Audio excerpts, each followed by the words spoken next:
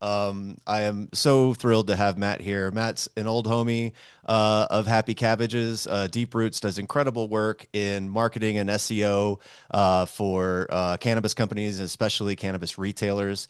And we've got a lot to share today about really like where problems exist in retail operation growth and why cannabis marketing sometimes is not actually growing the retail operation. And this is a multifaceted conversation, so I'm glad you guys have joined us. Before we jump into that real quick, let me give you a brief intro into who Happy Cabbage is. Matt will do a brief intro on Deep Roots, and then we'll jump into the discussion. So, in a nutshell, Happy Cabbage helps cannabis retailers stock what sells. There are so many ways that retailers currently are trying to make these decisions. Mostly, it's by staying trapped in spreadsheets and using POS exports on a constant basis to try to get the most accurate read on what they should order, what they should not order. Our platform uses AI and machine learning to do all that work for you and to do that data analysis better, faster, so that you can do menu planning and ordering and inventory budgeting accurately. And that accuracy really matters because when you're using a tool as accurate as Happy Buyers, you're going to find inevitably, no matter who you are, overstocked inventory on your shelves, which represents on average for us $150,000 per store over 3 months. So that means that every retail operation, every retail door is stocked at least $50,000 a month more than they should in aging inventory and inventory that just doesn't move. And because you're using spreadsheets to figure out these problems, you're also spending a ton of time spinning your wheels on running data that is not going to be hyper accurate. You can save 10 hours a week on average, like most of our customers have, by using Happy Buyers, liberating yourself from the spreadsheets, and actually doing the good work, the magic work of understanding your community, your customers, and what they really love. But you'll also see a couple other improvements across the board. You're going to have 17 days fewer of supply on hand, which represents 40% reduction in where you likely currently are today, as well as an 11% reduction in total SKUs, 14% in slow moving SKUs. Your entire operations run leaner, faster, and better when you're using this, and you use that cash to grow. And to be quite honest, the people who use Happy Cabbage, they open new retail stores, they don't close them. Most of these retailers here have all opened new stores in the last year. We recently promoted this in an email campaign. If you're signed up to receive our emails, you should. If you're not, but we talked about all the different retailers that are opening new stores because they're using Happy Buyers to save all this money. Reach out to any of these retailers and ask them what they think, because to be quite honest, almost all of them are huge advocates of us and what we do because we've saved them so much time and money. If you're on any of these POS systems, we can work with you. These are some of the biggest and most ubiquitous in the space. So this means most retailers. But good news, if you're on one of these four, we can help you. And if you want to give this a shot, if you think I'm just blowing smoke up your butt and I'm just making a bunch of claims that can't be met, try it out for free. We actually give you live store data to work with for 14 days. You can save the money you're going to spend on the subscription in that 14 days if you just use it. And we can bring on your entire organization. So literally come try our 14-day free trial. Don't take our word for it. See the results for yourself, and you will already start reaping the benefits. And if that's still a step too far, we can also just do a free inventory audit for you and just assess your damage. Like I said, I already know every retailer out there who's not using Happy Buyers is overstocked. We don't know how much, but we've seen this number be as high as almost $1 million, right? So if you want to just test, see where you're at, get a quick benchmark, a quick audit, we do that for free. We also do this for anybody who joins our 14-day free trial. So come check us out. You can find us on Happy Buyer or happycabbage.io and sign up for any of these things that I just discussed. And we'll show you what we can do for you. In the meantime, Matt, why don't you tell us a little bit about Deeproots? Hey, yeah. So we're Deeproots Partners, the co-founder and CEO. We are a digital marketing agency really focused on helping dispensaries and deliveries sell more weed through high converting websites, local SEO, and then Google Ads. Primarily, with a focus on the high converting websites and local search. I've been in the industry for over a decade now, and I started on the operator side with a delivery, and just throughout all my time marketing and working with retailers, um, local search and being visible within Google search has always just been one of the highest profit and most profitable revenue levers and marketing levers outside of outdoor weed maps, all those other platforms. And so we really focus help retailers build a website platform that you own that works with breadth of the kind of native e-commerce venues out in market. We like to build in WordPress so that way you own it. It's something you can manage. And then we help, do the hard work of SEO, which is building great content, and then getting content on other websites to point to your website. So that way, the combination of the two allows you to pop up for searches like dispensary near me, so on and so forth. But if you want to move to the next slide, effectively, we like to say we help you own the digital playing field. This is a screenshot of a search for Sherman Oaks Dispensary. Sherman Oaks Dispensary, one of our clients, the Higher Path, has been with us for over 3 years now. You can kind of see this is when they're running kind of everything with us. They have a spot up in the Google ads. They're number one in Google Business, the Google Business rankings, and they have the number one spot for search rankings. At that point, a customer has to choose you. You're omnipresent. You're there. You're the only choice that makes sense for that consumer. And so that's what we really help you do. And so that's the point. And some other slides here. It's one of our partners, Airfield San Jose. We helped, when they first came to us, they were position 47. Within a year of working together, we got them to top 3 for San Jose Dispensary and other variants. Again, we really focus on really improving results. And this is just an example of a local ranking grid to show top 3 rankings for the Google Business profiles. So as you can see there initially, ranking sub position 3, which is orange and red. And, we were able to get them mostly in position 1 across their 3-mile radius. So again, we try to demystify SEO and, really help you rank not only for your website, but your Google Business profile also to drive in those customers. So that way you can win them over with your great product selection, great customer service. And if you want to book a time with us, feel free to hit deeproots.io or shoot me a DM on LinkedIn. We'll be offering free audits and SEO strategy and roadmaps for anybody that comes through the Happy Cabbage webinar and or just the Happy Cabbage partnership. Rock and roll. And one thing I want to, you can see Matt's contact info here so that you can reach out to him. But one thing I want to mention is that if you're in the LA area, particularly in Santa Monica, we are throwing a buyers and brands event with Deeproots and Smoke Show Creative and Professional Nonsense on February 18th from 4 to 8 p.m. At the Deeproots office. And we'll have really wonderful Italian food. We'll have some really great cannabis being shared and experienced. And for buyers out there, it's a really great way to just nail out a bunch of work at once, right? You can meet with a bunch of brands that you may or may not already be aware of, try their products, see if you want to bring them in store, build those relationships without having to set a bunch of one-on-one meetings. So hit us up, let us know if you're down for this. We'll be sharing some contact or some registration info this week later on. So without further ado, I want to kick us into our conversation today. And just to let you know, you can ask questions at any time using the Zoom Q&A feature down below. It's the one that has a little question mark. Click that. Ask the question there. We'll make sure we get to it in the last 15 minutes during our Q&A section.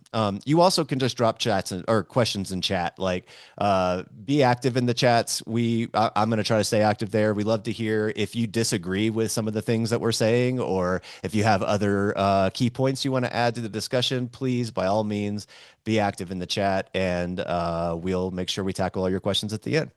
So, all right, I'm going to kick it over to Danny and Matt. See you guys in a little bit. Everybody sees you on LinkedIn and has for years, Matt. I'm gonna open with everybody's burning question is everybody wants to hear you pronounce your last name on the webinar so that they don't have to make it up and make up a weird variant of it. Yeah, so it's highly phonetic. It's Shterenberg. It's so easy. It's I've heard so everyone. many versions of it, and I say the same thing. I'm like, just sound it out. Yeah, it's fully phonetic. It's I heard Brad avoided it. Brad just said Matt the whole time, so that's why I called it out because I felt like Brad was I avoiding mean, I'm Jewish enough to know Sterenberg. Come it. on All now. right, all right, all right. Matt, I think one of the biggest things from your perch and your longevity in the industry, I think everybody knows what SEO is. One of the big, questions I've got for you to kick it off and get us seated here is over that trajectory of your career, like how has SEO evolved specifically in cannabis, right? Like we know some of the things we just can't do, but like Google, we can do Google business reviews, right? You showed your examples of like people do search if they're traveling, if they're in a new area, if they're just sitting here wondering what's looking around, like they will search, West Highlands, Denver dispensary, Sherman Oaks dispensary. How have you seen that evolve over the last 5 to 10 years? Yeah, I think I'll start with what I think is very fundamentally the same, Okay. because I think there's a lot of like noise around like, well, there's AI search and there's this and there's that, and there's all these different tactics to kind of win at search.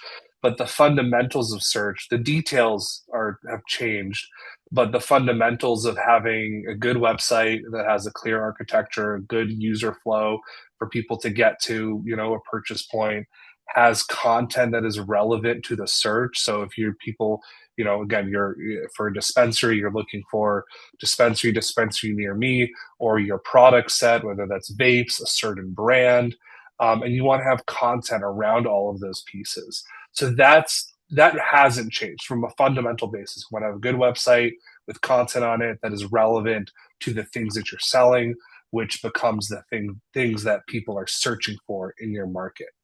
Um, that hasn't changed. The details of it has changed. How you structure content, the details, kind of all the nitty gritty of SEO. But like the fundamentals hasn't changed. And then the last fundamental is getting other sites to talk about you. So as a retailer, I always tell one of the biggest things you can do is be an actual business, like do something real. When I say do something real, like be a community member, like do community events, help out with local charities, be a part of your local chamber of commerce. And what is that should in effect do? That should get you local press, local links from your local chamber of commerce, which is all going to help in this thing that we want, which is popping up in Google search, and being found where customers are looking for. Obviously, AI search and how Google and Chat GPT and all of that's all changing. I say, in terms of like cannabis search specifically, we haven't been hit as hard as like general e-commerce or informational sites. So AI overviews haven't fully come in, at least in every search that a consumer will hit, and for a local dispensary or a local search for a near me or a product. And really, again, the factors, even again, the details are different, but the factors that have been popping up in an AI search, again, it's clear content on your website, clear content on other people's websites that's talking about your brand and your website. So I always try to demystify that. I would say the biggest change is less a change around search, but a change that's fundamental to cannabis. When I started the agency back in 2020, like when I call the heyday of, I mean, yes, the world was in kind of disarray with COVID, but it was the heyday where people were getting, those checks, and spend was high in cannabis.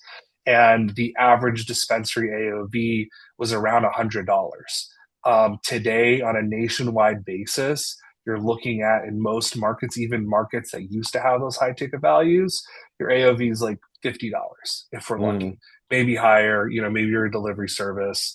But the AOV has just been slashed in half. I'm sure you see it. That's why inventory protocols, basically everything outside of the acquisition is so important, because it costs the same to acquire the customer. Mm-hmm. It's actually more expensive now to acquire your customer. You have to fight more. There's more, there's more dispensaries and retailers in market. So all of that is harder to do. But then what makes it harder is you're also now fighting the same fight for a lower dollar Mm-hmm. value, and that's fundamentally changed our position, and I think all marketers positions, because it's, you used to spend $1, you can get 10 back, and then after 280E, and expenses, you could keep $4 or $5. Now you spend $1, you get $3, but then after 280E, you're lucky if you get to keep $1.50. Right. But then, and then again, then everything else where you're managing inventory, you're managing how you staff, how you handle your build out, all these different expenses that controls what you can keep. But the fundamental like cost per acquisition has increased because AOV is lower, cost to acquire customers relatively the same, and so I'd say that's the biggest change, Yeah. from Yeah. When those just in the last few years. when those unit economics start to drift, and you see it at the high level, something I know you hear, we see, are people cutting marketing budgets, right? Because they're looking at that equation and they're like, revenue is down or basket size is down. They see these metrics, and they immediately say like marketing's not working, something needs to get cut, right? And it's just everything's got to get more efficient, right? If your acquisition costs are up a little bit, if the expected lifetime value of that customer is down, right? You can't stop acquiring customers, you can't stop retaining customers. You just gotta run a tighter ship across the board, which I know we'll be discussing. We have a strong lens on that through inventory, because we think that's where a lot of cash is inefficiently deployed, where it's sitting in the vaults. It's sitting in purchase decisions that were made 90 days ago that those products aren't moving, where people are going after a 5% discount on an order, and then they're stocked for 4 months, and then you wish you could run some more Google ads to get a couple more customers in the door, or have flexibility for things that are changing in there. Is there one thing, from that 5 to 6 year lens, is there one place where in marketing, if we talk about just getting more efficient, is there a place that you see people spending in marketing that you wish they wouldn't, that you think they actually do need to pull back? Because we look at like the marketing budget as a whole. To your point, like you still got to rank locally, right? You've got to rank on that Google business profile. I know we're going to be diving into AI here. That Google business profile is super, super important for things like ChatGPT to find you, right? They're literally using it to return results. Like when people are planning trips now, I can go into ChatGPT and say, oh, and by the way, like, where's a good spot to grab a pre-roll before I go walk through Golden Gate Park or whatever it is, right? Those use your Google business profiles to return that. So SEO is super, super important.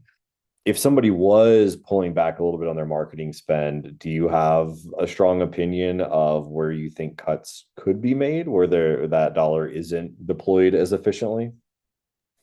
Yeah, so I'll talk about marketing as a whole. So marketing and advertising is just amplification of your business.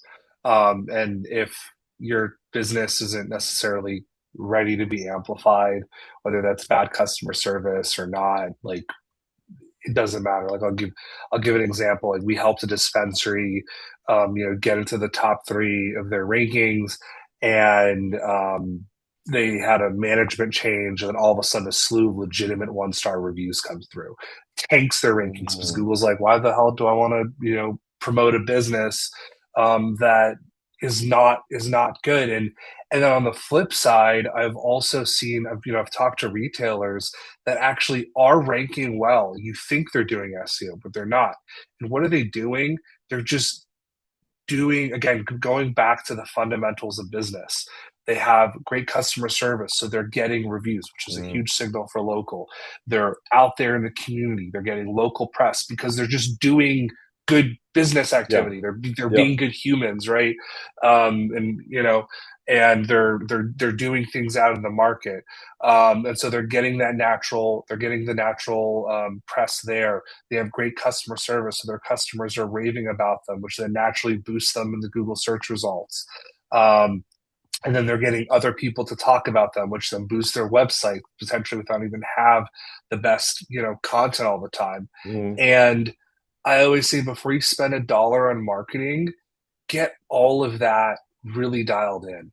Like I was speaking to, I'll shout him out, a guy named Jason Demon, who was the head of SEO at Rise, and Rise does really, really well in search, and he's recently gone on his own. But I asked him, like, hey, like, what worked at that scale? Hundreds of stores. And he said majority of the job was actually evangelizing good customer service, because good customer service allowed for everything else to take off, all the tactical things. So before you spend $1 on a weed maps listing, on investing, investing in content for your website, make sure like your business is set up to create a great customer experience that drives reviews, that actually, you're going to go out and, be active in your local community. So start there, because like everyone thinks, everyone kind of goes into, oh, I need these ads and that ads. It's like, no, you're a local business. People are coming to you locally. So start like with literally being on the ground. Start with like really fine tuning your grassroots before you spend $1 in an amplification with any channel. That's always my first. That's a great tip, and I think it's always been cannabis is community. The cannabis industry is community. You were sharing with your art on the wall, like from the early days, like this is community organization. I think I hope everybody is being active in their community. If you're not, find ways. I think building on that tip, make sure you ask for that press. Make sure you ask for an article on somebody else's website and a link, right? Make sure you ask for them to talk about you. Like, don't be shy of that. Like, if you're already doing those things, internalize how important it is for the digital side of that. Like, you could be out in the community, right? Like you could be on the streets, you could be hosting events, you could be doing all of that and not realize how much the digital presence could be impacted by just having those people, link back to you, dropping a piece of content and linking to you. And it's the same thing with reviews, right? Part of that is like training your store staff to ask for reviews, making sure that your marketing systems, like your post-order follow-ups, are asking for reviews, right? You've got to do the ask. And I think some people that are really good in this industry and really care deeply about this industry might not be natural marketers, and they might feel off about it a little bit, but you're going to be able to do more good if your business is more successful, if you're getting more people into your shop and discovering you. And so much of that is just like asking for just a little bit back, from the community. Hey, if we were great today, leave a review. Hey, we're putting on this event. Will you drop a link to our landing page for it, to our site on it? Will you write a blurb about it and mention it? So I think all the things Matt's talking about like going out and doing that and being active, and then also making sure that you build up the digital presence around that. Because as Matt's saying, like that is all super, super impactful on those search rankings, on that, if I'm going to type into there and be like, where should I go grab a pre-roll? And you've got to rank top, like the top result, which I think is going to be a bridge to our next conversation. If somebody does happen to be interacting with that through an AI agent, through ChatGPT, which, you've seen it in Google results, like you can't avoid it. Whatever your perspective of it is, like, it's replacing search engines in a lot of ways. It's being leveraged more and more as kind of the front end interface to the search engine, are all of these AI searches, right? All these AI queries in there. And you've got to rank for those. So let's talk a little bit about kind of that AI interface. And does that change the game on SEO? Are there tweaks you need to make? Understanding, and I know you've been talking about the Google merchant things, as always, there are toys that cannabis just isn't allowed to play with, unfortunately, that other, e-commerce engines get to play with. Talk about your perspective and as you've seen it, how AI is starting to impact, the SEO game specifically for cannabis retailers. Yeah, so for cannabis retailers, it doesn't have like a business changing impact just yet. um, you're still able to grab clicks, from like website clicks, right? Because once you're in the AI overview, you can't track click throughs from there. Mm, It sort of becomes a brand search. Um, so it hasn't fully affected all searches yet. There are people that are searching via Chat GPT and Perplexity, but again, back to your point, if you actually look at the code base of what ChatGPT is pulling, it's actually using the Google Business API to mhm. pull in the local results. So if you're Yep. optimizing for local SEO, which is you know again back to like the fundamentals, great website content, other people talking about you, and making sure that the crawlers, be it a Google crawler, LLM crawler, can read your website properly and then make sure it's reading other websites properly. Um, that is what you want. We are prepping. We are still. We're bringing some of what we're learning in other industries. My co-founder, he has a link building agency that works with other industries as well. So we're bringing some of what we're seeing in e-commerce, more informational spaces, into what we're doing with cannabis, specifically with link building, where it's yes, you want to get other sites talking about it, but this is where, back to what you can do grassroots, is you also want to create assets. So YouTube content, podcasting, putting media out there, getting a Medium blog, making sure that you're actively posting on social and different social platforms, not just Facebook and Instagram, but potentially going in other places that may make sense. Ancillary markets, let's say you've got a good glass collection. Like maybe it makes sense to put a profile Mm. on Etsy. Again, Oh, there's like layers where you don't want to go too crazy, but it's sort of a waste of effort. I would say start with the fundamentals first, which is the basics of SEO, having a good website, having good content, and then getting in directory listings and things like that, and starting there, and then again just being active as a business. That's really where AI is going to change things, where it's going to be less about, it'll be less and less about like, you know, hacking a 2,000 word piece of content that's keyword stuff to the gills, right? It's like a content that's actually going to help the consumer. And then are you then distributing that content or similar content on other platforms where your consumers may or may not be reading it, like a Medium, or transforming that into video content on YouTube, which, by the way, Google owns, and it actually is the world's largest search engine. I think it's eclipsed actual Google search. So YouTube videos, I always tell dispensaries you should absolutely be doing something on YouTube. mm, So that always helps. And then creating content in that way. That is going to help you basically be defensible in an AI era. And then there's going to be things that will come out, like for example, about a month or so ago, Google rolled an update for Google Business Profiles, where for basically every industry except for cannabis, tobacco, firearms, and sex shops, you can upload like your actual like your e-commerce inventory to the Google Business Profile. mm. So that way, because Google is going to roll out a local AI agent event eventually, so you'll be able to search and be like, "Hey, I need this product," and it'll be able to search your business profile. That's Mm. not available to cannabis right now. Yeah, Probably will be over yeah, time. So there are things that are going to be important that you just want to keep your eye out for.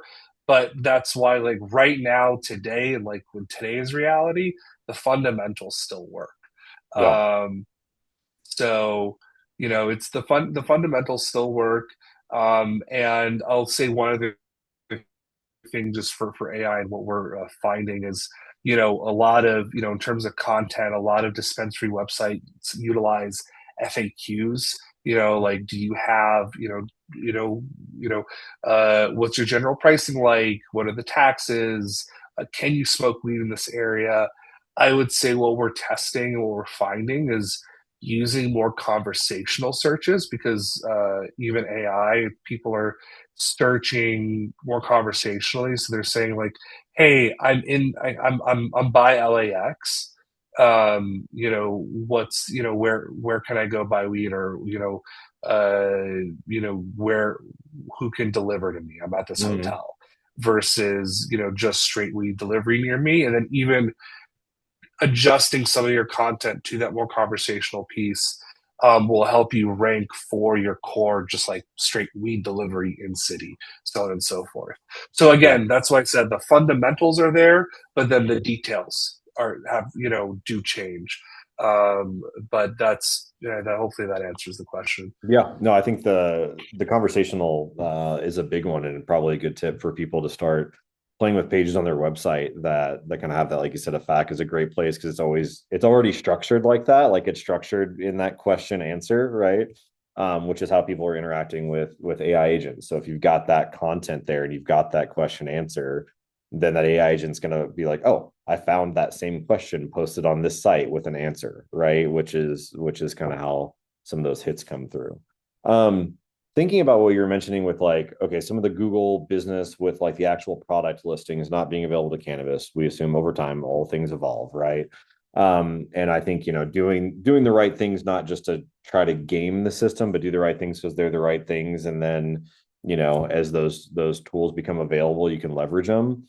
Obviously, 2 years ago, probably the hottest, discussion in, cannabis SEO and ecom was SEO optimized menus, right? SEO optimized brand pages and product pages and those kind of things in there.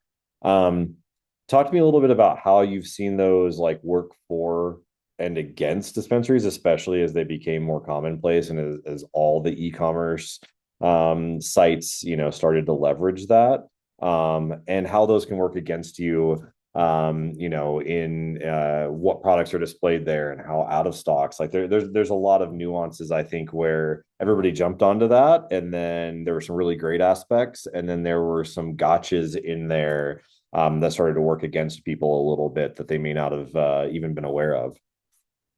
Yeah. Yeah, I mean, that was an interesting craze because there was a lot of folks that like just thought by getting the SEO menu they'd be able to rank for everything. And that Mm-hmm. wasn't the case. And, a pillar of our business where people would come to us like, oh, I thought I got this menu that was, supposed to help me rank, really high in the search results, but I'm not. My traffic's down. But then because you were not, the site didn't have their fundamentals, dialed in. They didn't have strong content, about their local area. They didn't, they had, they had the what I call the fundamentals, good local content around dispensary and deals. And then for your kind of main category pages, good content and deals content as well. What I think the SEO menu kind of craze created that was an issue, and that we tackled a little bit, and it's still even a hard issue, is that so with Google, it does two things really do it does the Google crawler does two things really well. It reads and it counts. And what it doesn't want on a website, it doesn't want a lot of duplicate content or duplicate content on other sites. So probably the biggest issue that was caused by the kind of the SEO product menu is that a dispensary has sometimes thousands of products, and you are pulling your descriptions from the brand manufacturer, if you have a description, like even if you have that. And so now Danny'sDispensary.com has the same Kiva description if you're using the Mm-hmm. manufacturer description as Brad's dispensary. And so now Google's like, well, who the hell do I rank? They Yeah. don't really know. And so Mm-hmm. the only way to do that is to differentiate. And so, like, at one point, we created a process where, we would, download the inventory list. We created a chat GPT script to, optimize, auto optimize like all these, URLs, and it worked, and we would get a bunch of traffic from it. But then back to managing inventory, which is the hardest thing in cannabis, within a Here, here. week, products go out of stock, and then all of Yeah. a sudden the pages, so a lot, for whatever, a lot of the menus, and we're thankful to our menu partners who have listened to us over the years, but like, a lot of menus initially didn't have an out of stock experience. It would just kill the page, and when you kill a page, you go out of the index. And once the product goes out of stock, the page goes away, you lose the traffic, you lose the potential revenue of the click.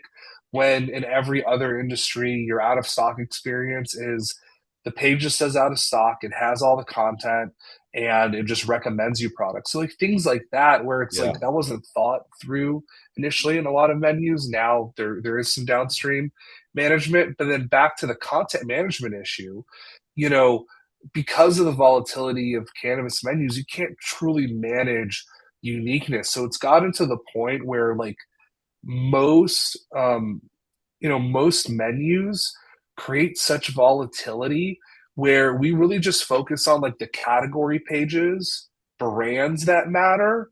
And in terms of like direct like product, like if you want to rank for like, I don't know, like Jeter, blue Jeter, Blue Dream, I don't know, Smalls or whatever it is, just making our product something so specific, it's not worth it, because there's no way just the average dispensary is going to be able to manage inventory to keep it on the website.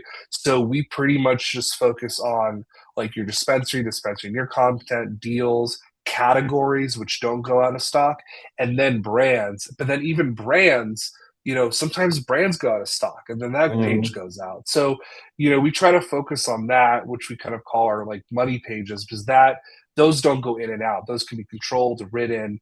And so that's like probably the hardest layer, the hardest layer with the menus. And then the one more point on the menus for the multi-store partners in the room. A lot of the menu providers out there have created localized menus. So it's like store in the city. Again, because cannabis is specific and every store carries different inventory, this is a product of the reality of cannabis. But in most situations, you just have a universal menu, where in most retail situations, you have a universal menu where you just say, hey, this product is available at X, Y, and Z stores. And so there are some like WordPress plugins out there that sit on top of some menus, like some menu APIs that offer universal catalogs. That's best SEO practice. But again, a lot of our focus is we try to meet retailers where they're at and just help them navigate with the tech that's available and what is best for their own operation. So I think there's some level up there for people that do want to differentiate, to take it not just what's handed to them out of the box with their POS and their e-com menu, to kind of do those more traditional. Like if you go to Target, right, and you're looking for something in there, it'll show you there's 5 Target, that I could drive to, just like there's 15 dispensaries I could drive to and be like, in stock at this store, in stock at that store. That's great, and that prevents that duplicate content, but it's something you don't see super often on cannabis that you could differentiate. I want to sit on the out of stock for a minute, because it's interesting to think about. People understand how overstock and out of stock can impact their business, but they probably haven't thought at all about how it impacts their SEO ranking, right? Or how having the exact same SEO content duplicated from the 20 other stores that people could go to doesn't actually help them rank. The out of stock's really, really interesting, because something that we've worked to address, that we have active tools in our Happy Buyers application, isn't even true out of stocks. It's what we call phantom out of stocks. And it happens every dispensary that we work with. Any given day usually has around 20 to 25 products that go phantom out of stock during the day. And what that means is it's in an inventory room, a backstock room, a vault, something that's usually hidden from your e-com menu, because maybe it's awaiting labeling, right? If you think, if you know the actual inventory management at a store, right? A dispensary has got 12 to 15 point of sale rooms. They could be virtual rooms. They could actually be physical rooms at their stores, but they're moving inventory between these. Some of those rooms are hidden from ecom menus. Some of those rooms are hidden from reports. And then some of those rooms are sellable rooms. So we saw this where we would see the run rate. We would see sales. Maybe you sell 25 of these pre-rolls a day and it drops to 5 on a Friday, but it's still in stock. And we're looking at it, we're like, oh, it's actually off the sales floor. So it was out of sight, out of mind for the bud tender, which means it didn't get recommended. So you need to replenish it there. What you're saying is it can actually drop out of stock from your digital experience in the same way it does for your in-store.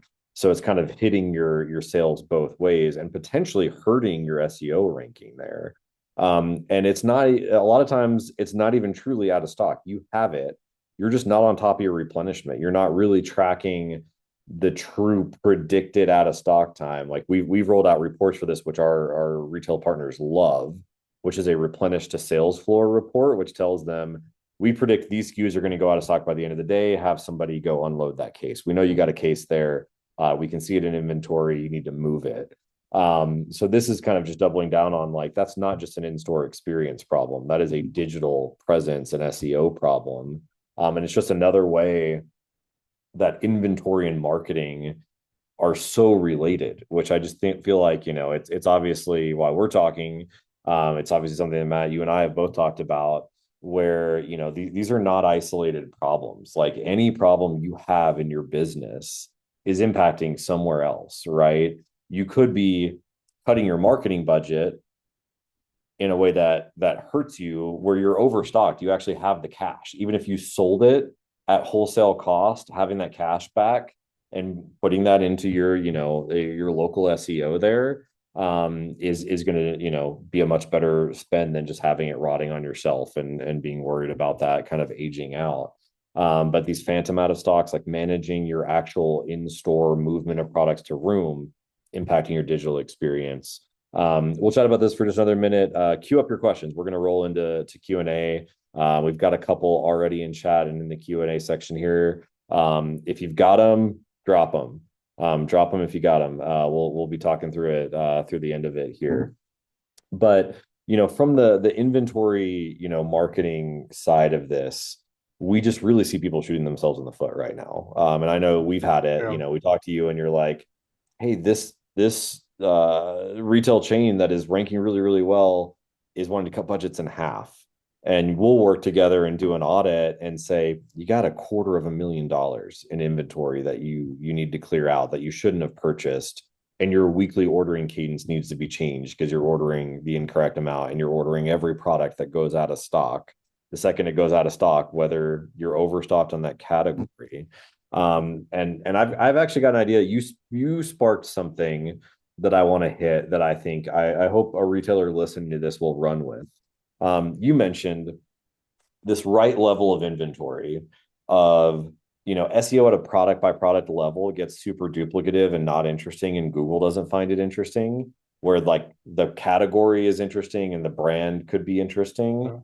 Well, it can be interesting, but in the world of cannabis, where your out of stocks go in and out, and at scale, because you're managing the scale of management, it's not that it becomes interesting if you can manage it at scale, but in most cases, the average dispensary is just it's you're not able to manage it because of the out of stock issues and inventory changes, or even brand availability changes. Like there's just they're like, oh, we have this strain or that strain, and all. What I'd love to see somebody run with. So like one way that we fix inventory overstocks is ordering at the right level, right? Like ordering at the category level doesn't really tell you anything interesting. Ordering at the SKU level is way too fine grained and you overstock.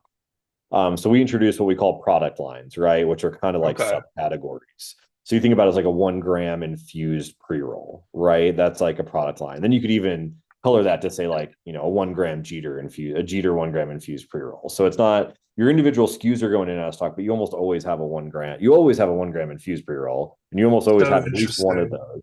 So I wonder about putting pages related to that, because those are places that people have an infinity, right? Or they're not necessarily always thinking about the strains, and we still in this industry cannot get past renaming strains every freaking day, which is why it's actually out of stock, because you just rename the strain 5 times.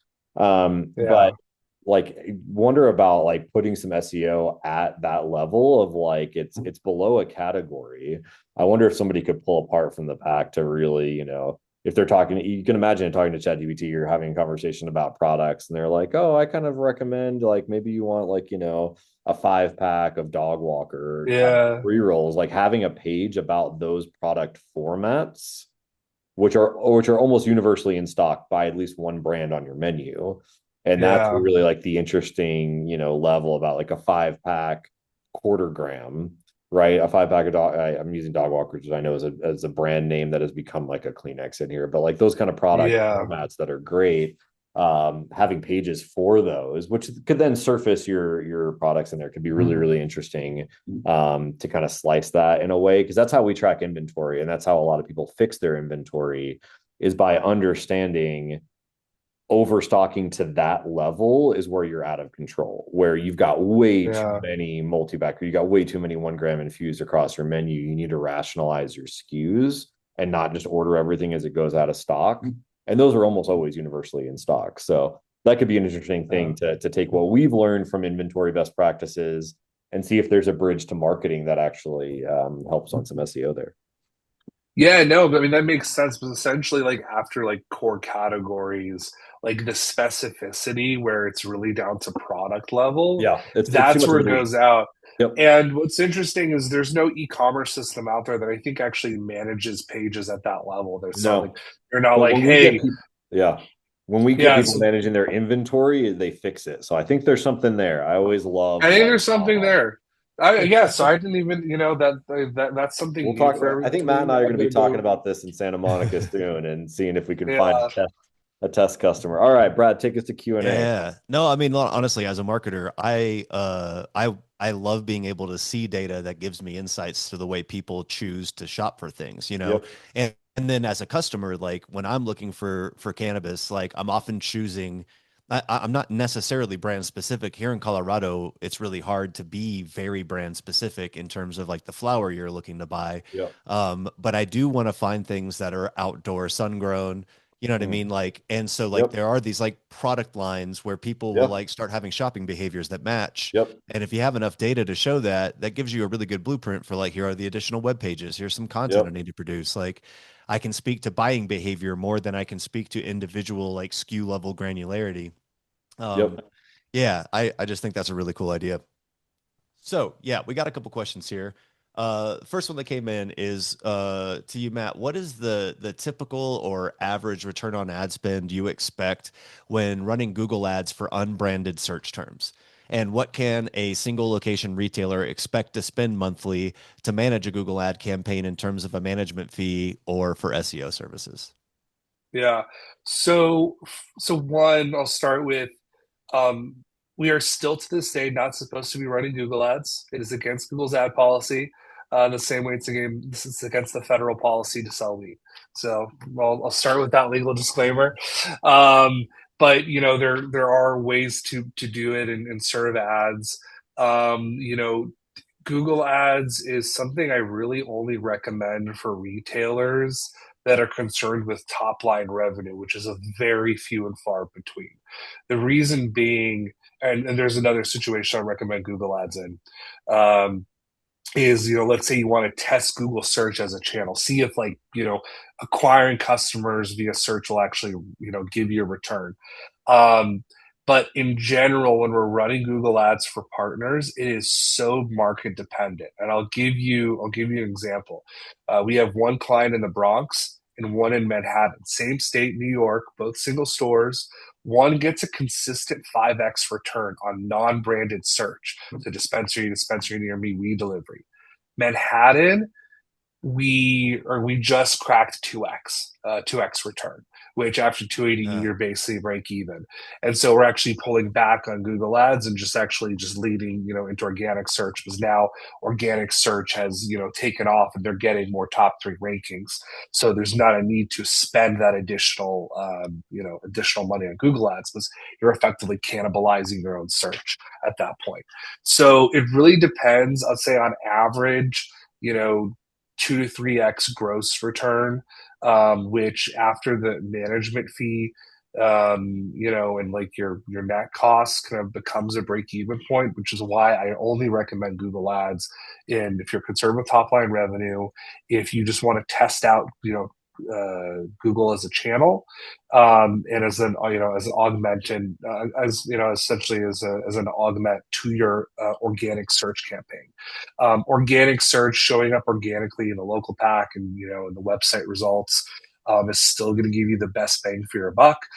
In terms of like spend for Google Ads, I would say, the average I'll just say what you shouldn't go over. You should not go over $5,000 a month, essentially, especially for a single store retailer. You're going to cannibalize yourself. There's only so much, market share that you can gain. But generally, anywhere from like $1,500 to $3,000 a month, if you are going to test that channel, is good. And then the management fee. So we have a higher one than most in market. We charge about $1,800 a month. But again, it's because you have to do a lot of upkeep to Google Ads, which is why I always, in most single store location situations, I always recommend just investing in organic search. There, the average retailer can expect to spend about $3,000 a month. And in terms of what you can expect for your SEO investment, is your first, let's say, 3 to 4 months, you're essentially going to break even on what your cost to investment is. And then once you start to see your lift in rankings, what our partners typically see across markets, and you could also look at, let's say, from the East Coast, look at like a Lit Alerts, for example. I had someone like look at our partners on Lit Alerts, and they're like, oh, they all follow the same pattern. Break even for the first 90 to 120 days, and then a nice lift off point afterwards, which typically is the case. And so once you kind of rank in the top 3 and get what we call kind of like search parity, which we'd like to get around, about 30 to 40% of your like main keywords in the top 3, and then around 60% in 50 to 60% in the top 5, you'll see about a 20 to 30% lift in new customers. So sometimes that lift overall to a dispensary, depending on how much you're losing on retention, may not make a dent, or if you're spending too much inventory, which is why I always say business fundamentals are so important before you decide to spend $1 into any advertising. But in general, you're looking at, about, a 20 to 30% net increase in new customer sales once you get search right. And yeah, the game is true. Back to the earlier question where it's like, what has changed? When I first started the agency, I used to tell people we could double your sales with search. Now it's about survivability. It's about sustainability. It's not about like, oh, we're going to go make you a bunch of money. Anybody telling you that, they're full of shit. Anybody that's like, oh, I'm going to guarantee you 1,000 customers. Yeah. So, it's not the sexiest pitch, but it's survival. And the partners that have been with us for years, they're surviving. They're not shutting their doors. They're maintaining their baselines. They're finding profitable levers to better manage inventory, better manage pricing of products, so on and so forth, so they can maintain profitable. But they have that customer acquisition lever. Maintaining. I'll take. I know we just got a couple minutes here. I'll take Alan's question too over there about. When you talk about best practices, this always happens. It's not unique to SEO, right? When there's an evolution of best practices that are kind of brass tacks, table stakes you have to do, does it make everybody the same, right? Does it just like reduce everybody about like, oh, we're all following this, we're all doing the same thing, so there's no true differentiation? What I would say to that is you have to do the base level of best practices. What you do in addition to that is how you differentiate. And that base level best practices does evolve, right? So it's like, you've got to be ranking, you've got to doing your Google business pages. I would go back to what Matt said, which is like your digital presence has to encompass that. Where you will differentiate is, are you truly being a member of the community? Are other people truly talking about you? Are you truly getting the reviews? Do those reviews have interesting indexable comments in them? Because that's something you're going to start to see differentiate as well, is the actual review text is being indexed. So if somebody calls out, hey, this is my favorite shop for XYZ, that's going to start being returned by AI agents. That's the stuff Reddit that we're really, comments. really, really interested in. If you follow the development and trajectory specifically of AI, what it's looking for is actually human content because it knows everybody's regurgitating the same AI content. So that's getting deranked. Yep. But reviews written by people that they can determine probably or most likely written by people until AI reviews start to take over, are going to start to comment and mention specific things. That's how you're going to stand out. That's going to be that Yep. icing level. And you're right, everybody's going to be doing the same things. So how do you get a 1 versus a 5 or a 1 versus a 10? Is going to be, were you active in the community? Did more people talk about you? Did more people mention things in review? So you've just got to do that. You've got to be that much better. You got to be 3% better, right? If Yeah. everyone's doing the same 97% of things, you got to do 3% better. And I like the way that Alan said it initially was like, are you setting a table people want to eat at, right? Like, Mm-hmm. how is that experience in store? You know, I see this on Reddit all the time in Colorado, in the Colorado Ints community. Certain retail stores constantly being brought up, some of them being bashed because of a bad experience, right? So where this works against you is if you don't really ensure that people who come into your store are having a good experience, who like the bud tender customer experience and the product set, like the pricing. They may also go on to these tools and speak about you in ways. So you want to control this like human element. It's so much more important than all the other things, but it translates into all the other things, right? So that was really awesome. Great conversation, Matt. Thank you so much for joining us, and thank you everybody for tuning in to talk. I have to claim error here. Your website should be showing here, but for some reason I still have Patrick Ray's website showing here. But if you want to check out Patrick's cool. yeah, Yeah, Patch is yeah. cool. It is. You can check them out if you want, but really, I encourage you to go to deeproots.io and reach out to Matt and his team. I've as a marketer, I've talked to a lot of agencies. I've very rarely heard them show up to the table with such very clear data and even an understanding of what their advertising return must look like in the world of 280E. We talked a little bit about that with Daniel Sabetta, Green Growth CPAs, on one of our webinars. You guys could go check out. But like hearing that your Google ads need to do at least a 2x just to outpace the spend plus 280E, that's some smart shit you don't hear from agencies very often. So check out Deeproots, work with them, or you could go check us out at happycabbage.io and sign up for our free trial, sign up for that inventory audit, and see for yourself the magic we can wield. All right, And if y'all. you're in LA, come hang out in a month Yeah. with us. Okay. That's right. That's right. You can talk more about some of the ins and outs of how this all works. We'll see you on February 18th if you're going to be there. And for the rest of you, thank you for joining, and we'll see you again soon. See you soon. All right, bye. Uh-oh. There we go.